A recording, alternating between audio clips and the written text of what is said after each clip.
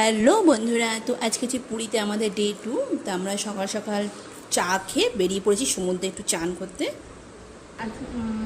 সকালে গেছিলাম একটু চান করতে, সবাই চান করে এসে দুপুরে খাওয়া দাওয়া এখন হচ্ছে আলু ভাজা, ডিমের কারি, ডাল, বিউলির ডাল, আলু সেদ্ধটাকে দেখিয়ে দিই। আলু সেদ্ধ আছে, আচ্ছা এখানে পোস্ত আছে, চিকেন আছে, আর এখানে সব ভাত আছে। তো বিকেলবেলা আমরা পুরীতে নতুন একটা রাম মন্দির হয়েছে বলে সেই দর্শন করতে চলে গেছিলাম মন্দিরে।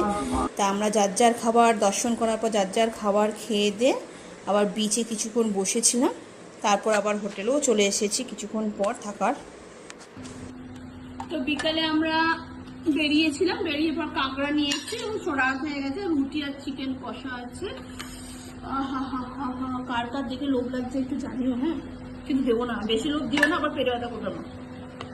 তো চলো কাঁকড়াটা কাটি করে খেয়ে নি, হ্যাঁ, আর কিছু বলার মতো নেই। চলো বাই, টাটা।